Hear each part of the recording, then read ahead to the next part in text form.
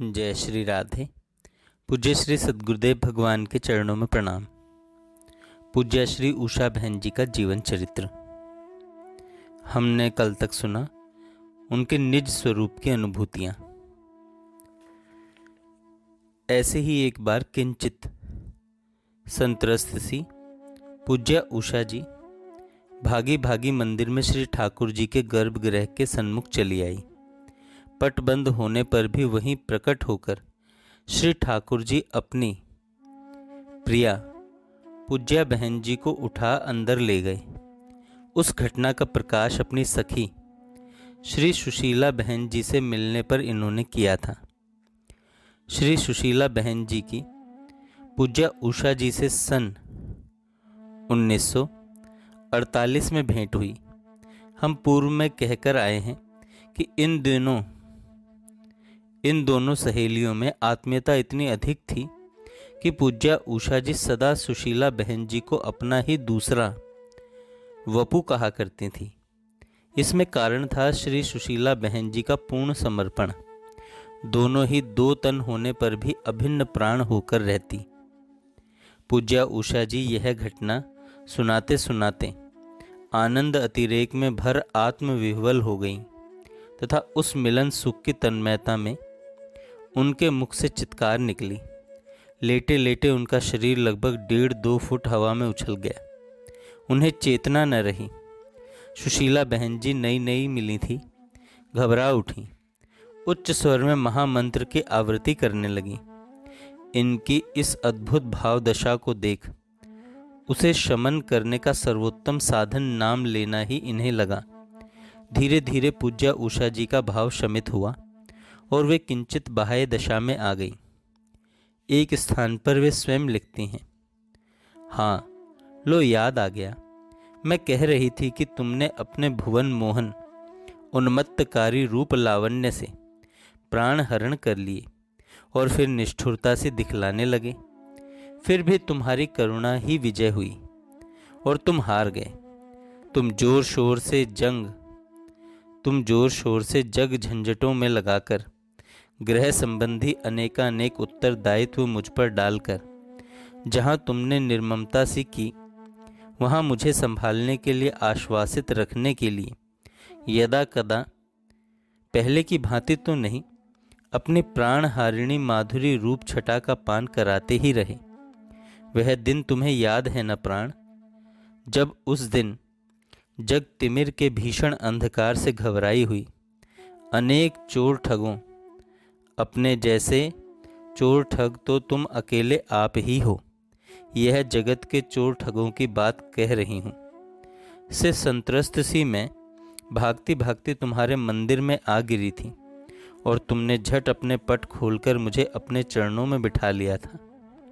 सबसे मुझे बचाकर तुम बिल्कुल अपने पास ले आए थे। मैं तुम्हारे चरणों नहीं टांगों से लिपट गई थी।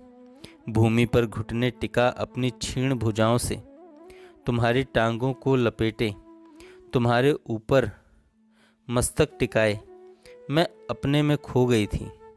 अश्रुपूरित नेत्रों से तुम्हारी ओर देखकर मैं जैसे ठगी खोई सी रह गई थी और तुमने वरद हस्त से मुझे आश्वासन दिया था। सच बतलाओ, भूले तो नहीं हो तुम वह दिन? पुनः एक दिन प्रातःकालीन संकीर्तन के पश्चात उषा जी लेट गई। फिर ठाकुर ध्यान, लीला चिंतन और एकांत का सुहावना समय सदा सदा से इनकी अनेकानेक अनुभूतियों का द्योतक रहा है। ऐसे ही एकांतिक समय में इन्होंने देखा वसंत के मादक दिवसों में वासंती समीर ने सभी सुभगाओं के प्रणय उर्मियों को झंकृत कर दिया। वसंत के उन्माद भरे दिवस ब्रजांगनाओं की रंग रंगीली स्मृतियों के द्योतक तथा उन्हें आस्वादन कराने वाले। हाँ, तो पूज्या उषा जी ने देखा वसंत उत्सव की रंगस्थली है। वासंती पुष्पों की महक से समस्त प्रकृति प्रफुल्लित हो इठला रही है। भोर का मृदुल सुरमीला समय है। अपने आगमन की सूचना देते सूर्यदेव प्राची दिशा में अरुणिमा का धीरे धीरे प्रसार करने लगे हैं। अत्यंत सुहावना मन भावना समय है। पुष्प गंध लिए समीरण अपने सौभग मद में भरी बोराई सी इठला रही है। वह रंगस्थली चारों ओर से वृक्ष झुरमुटों से आवृत है। बीच में एकांतिक खुला प्रांगण है। उसके मध्य में भी लता विटपों से आवृत प्राकृत शोभा से मंडित वह रंगस्थली शोभायमान है। एक और सुंदर लताओं और विटपों से मंडित तथा आच्छादित एक कक्ष है। अनेक सखी वृंद मदन उत्सव की तैयारी में संलग्न अत्यंत व्यस्त हुई इधर से उधर तीव्र गति से आ व जा रही हैं। उन्हीं में एक अत्यंत प्रसन्न वदना सखी पूज्या उषा जी रंग बिरंगे वस्त्रों से सज्जित पीत कंचुकी तथा अरुणिम लहंगा पहने, गुलाबी रंग का दुपट्टा कंचुकी के अग्रभाग में उर से छम छम ध्वनि करती अपने दिव्य स्वरूप में चली आ रही हैं। उसके हाथ में एक चमकीली तश्तरी में लाल गुलाल है।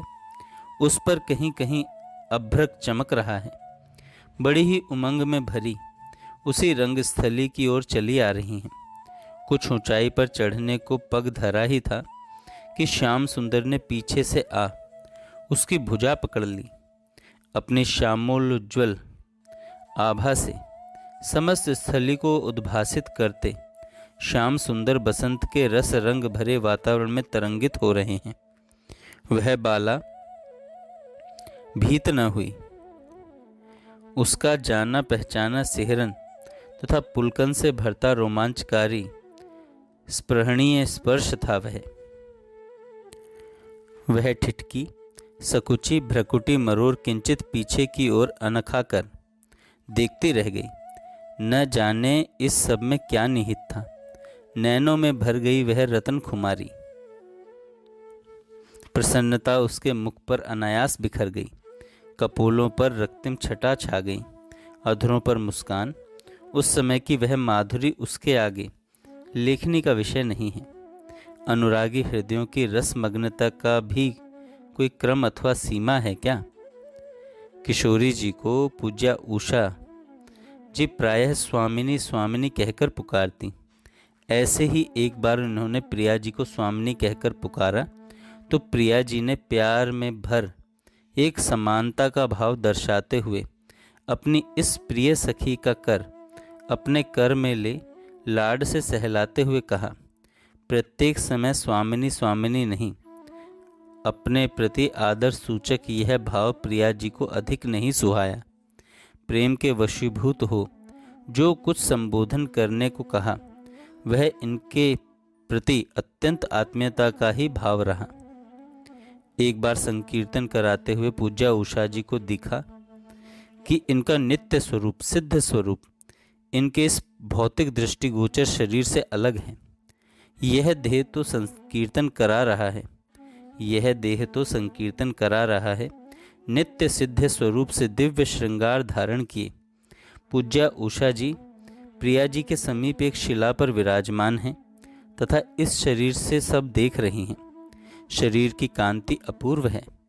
प्रिया जी अपने पास बिठा अपने अंक में इनका शीश टिकाए लाड से भरी मधुर रस कणों से इन्हें आप्लावित कर रही हैं। एक सघन वृक्ष के पीछे छिपे श्याम सुंदर यह सब देख रहे हैं। प्रिया जी का लाड इन पर उमड़ पड़ा। प्रिया जी ने नैनों में ही श्याम सुंदर से कुछ बात भी की और श्याम सुंदर समझ गए। प्रियतम अब और अधिक छिपे न रह सके। पास आकर प्रिया जी के दाईं ओर उसी शिला पर बैठ गए। उसी समय प्रिया जी ने श्याम सुंदर की दाईं और दिव्य स्वरूप धारणी अपनी इस सखी पूज्या उषा जी को बिठा दिया। वे तीनों ही कुछ समय पर्यंत वहां विराजमान रहे। तीन तन एक मन हो अत्यंत मग्न होते रहे। प्रिया जी ने प्रियतम के नैनों से निस्सृत रस संकेतों को जान समीप की सघन निकुंज में विश्राम हेतु प्रस्थान किया। श्याम सुंदर इनके समीप ही बैठे रहे। सुख के उस महाबुद्धि की तरंगों का अता पता लेखनी कैसे दे। अन्य अन्य सखी वृंद भी इस रसमसी दशा का पान करती रहीं। एक दिन अपनी शुभ सी दशा में पूज्या उषा जी के मुख से प्रिया जी की कृपा ममता की आकांक्षावश अनायास ही कुछ शब्द अपने दैन्य भाव में निकल गए। प्रिया जी की अपार कृपा ममता का स्रोत इन पर इस प्रकार बरसा।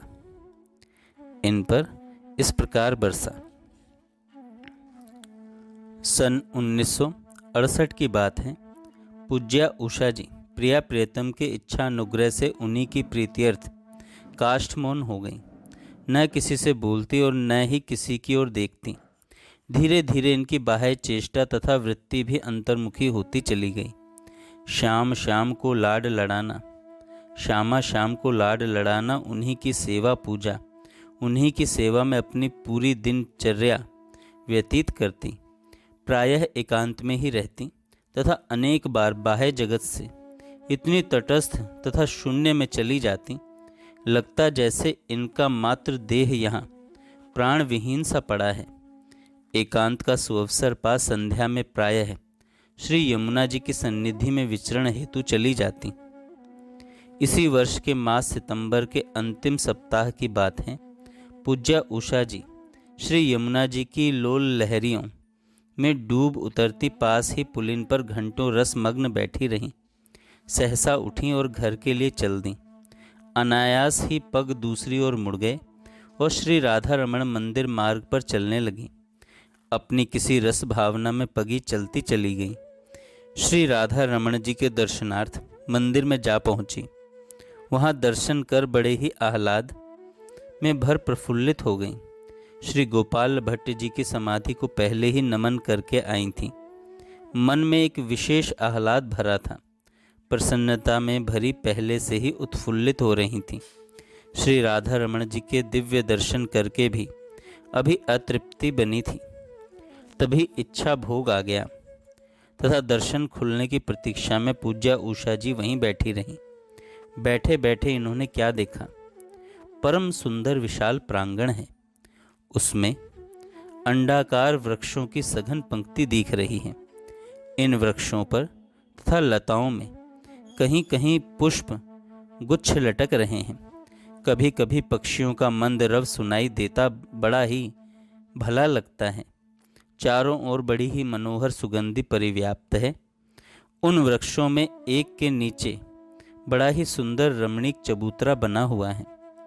उस चबूतरे के चारों ओर कहीं कहीं पुष्पों की डालियां दिख रही हैं।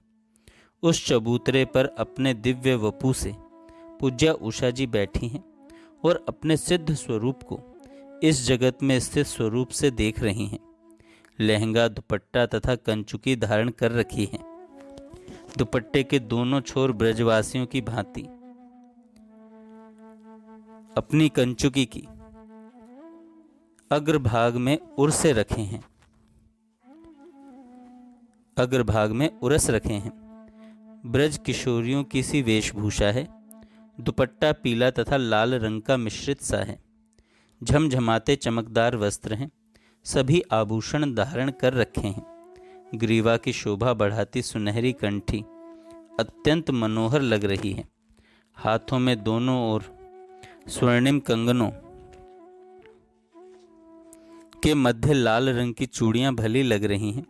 उस वृक्ष पंक्ति के एक वृक्ष के पीछे से और कभी दूसरे वृक्ष के पीछे से छिपकर, कभी प्रकट होकर परम उल्लास में भरी, उमंग तथा उत्साह में फूली, आशा प्रतीक्षा में मग्ना, आश्चर्य तथा हर्ष से चकित सी, भावानुभावों में भरी, नृत्य निरत पूजनीया उषा जी मानो लुका छिपी का खेल खेल रही हैं। इसी में वे प्रिया प्रियतम को खोज रही हैं। सुरमई सांझ का वह समय अत्यंत सुहावना लग रहा है। नृत्य निरत पूज्या उषा जी उन्मुक्त, उन्मत्त, आनंद उल्लास में भरी मग्न हुई। दुपट्टे के बाएं छोर को नीचे की ओर बड़ी ही अदा से थामे, दाएं कर में दायां छोर लिए, हाथ नृत्य की मुद्रा विशेष के कारण ऊपर किए नृत्य की इस अद्भुत मुद्रा में प्रतीक्षा उन्मत्ता सी हैं उसी समय पीछे से आकर श्याम सुंदर ने इनको अपनी सुकोमल सुडोल भुजाओं में भर चौंका दिया। विस्मय विमुग्ध तथा हर्षमग्न दिव्य स्वरूपिणी पूज्या उषा जी स्तंभित सी रह गई। इतने में बड़ी ही तेजी से श्याम सुंदर ने ठीक इन्हीं की मुद्रा में इनके पीछे से ही अपने झिलमिलाते पीतांबर के दोनों छोरों को थमा इन्हें पूर्णतः आवृत कर लिया और स्वयं भी इन्हीं की भांति नृत्य की मुद्रा में इनके पीछे शीश से अपना शीश लगाए शोभायमान होते रहे। उस समय की वह मनोमुग्धकारी छवि शोभा नेत्रों का ही विषय रही। वाणी तथा लेखनी क्या व्यक्त करे उस सब को, उस सुख को तो वे दोनों ही जाने। इसके पश्चात अत्यंत लाड में भर श्याम सुंदर ने इनके शीश पर अपना शीश टिका दिया। वहीं खड़े खड़े इनकी सी नृत्य मुद्रा में अपनी एक भुजा से इन्हें उठा पास ही की एक भीतरी कुंज में प्रविष्ट हुए। वहाँ पर दुग्ध फेन सी श्वेत उज्ज्वल चांदनी सी स्निग्ध मृदुल स्थली निर्मित थी। एक गोलाकार सुंदर चबूतरा युगल सरकार के विराजने के लिए निर्मित था। उसके पास ही अर्धचंद्राकार एक ओर की रिक्त स्थान था। ठीक उसी के पीछे अन्य सखियों के लिए परम सुंदर मृदुल स्निग्ध उज्ज्वल अत्यंत निर्मल श्वेत अर्धचंद्राकार विशाल स्थली निर्मित थी। सिद्ध स्वरूपा पूज्या उषा जी को उठा श्याम सुंदर वहीं ले गए। एक ओर से प्रिया जी परम प्रसन्न स्वभाव से अत्यंत प्रफुल्लित हुई, प्यार दुलार बिखेरती सी, ममतावश उमगती उमड़ती सी वृक्ष झुरमुट में से आती दिखलाई दी। ऐसा प्रतीत हुआ जैसे प्रिया जी ने उमड़कर इन पर रीझकर श्याम सुंदर को इनके पास जाने के लिए प्रेरित किया था। प्रिया जी ने बादली से रंग का लहंगा तथा लाल दुपट्टा ओढ़ रखा है। त्वरित गति से आ मानो इन दोनों को अपने युग्म तटों में आबद्ध कर लेना चाहती हूँ। यह नवीना सखी पूज्या उषा जी की चिबुक अपने कर किसले से उठा इनके नैनों में अपने नैनों से ही जाने क्या भर देना चाह रही थी। अपार ममता, लाड प्यार, हास विनोद, छेड़छाड़ में यह सकुचाई सी, सिमटी सी, गदगद पुलकित रोमांचित सी, सिहरती न जाने कैसी कैसी हुई जा रही थी। प्रिया जी ने लाड में भरे इनके पूज्या उषा जी के शीश पर अपना शीश टिका दिया। प्रियतम ने इन्हें आवृत किए किए ही अपने बाएं कर को प्रिया जी के मृदुल स्कंद पर धर दिया। उस समय की वह उल्लासमय मुग्ध स्थिति में मानो तीनों की ही प्रणय परिणति हो रही हो। उसमें भी और की सतत मांग। उस समय की वह शोभा, ओह पुनः यह संभली अत्यंत कृतज्ञता में भरी किशोरी जी के लिए लग रहा था उन्होंने ही यह आयोजन किया है। जान सकुचाई सिमटी सी है यह। इन्होंने पूर्व निश्चित स्थली पर प्रिया प्रियतम दोनों को ही विराजमान कराया। तत्क्षण देखती हैं कि आसपास के झुरमुटों के मध्य मार्गों से अनेक सखियां वहां चली आईं, विविध रंगों के परिधान पहने। तत्क्षण देखती हैं कि आसपास के झुरमुटों के मध्य मार्गों से अनेक सखियां वहां चली आईं, विविध रंगों के परिधान पहने। वह सखी मंडली बड़ी ही भली लग रही थी। हास विनोदों की धूम से वह स्थली मुखरित हो गई। उनकी विनोद वार्ताओं से वह स्थली गूंज उठी। उन सखियों की प्रसन्नता में और रसमय योग देते प्रिया प्रियतम भी मुस्कुराने लगे, उनकी उमंग तरंगों का सत्कार करने लगे। यह सखी समूह परम उल्लास में भर उमंग उत्साह में चहकने लगा, बहकने लगा। मदमाती सी चली आ रही है यह सखी मंडली, मांगलिक श्रृंगार के कुछ वस्त्र आभूषण हाथ में लिए। इन्हें पूज्या उषा जी को संकोच हो रहा है कि सखियां अब छेड़ेंगी, हास विनोद करेंगी। इसी भीतिवश यह सबसे पीछे सकुची सिमटी भीत सी, शंकित पर हर्षित तथा विस्मित सी बैठी हैं। सभी सखियों की छेड़ भरी दृष्टि सहसा इनकी ओर गई। सभी परस्पर कुछ कुछ कह सुन विनोद कर प्रिया प्रियतम को रिझाने लगी।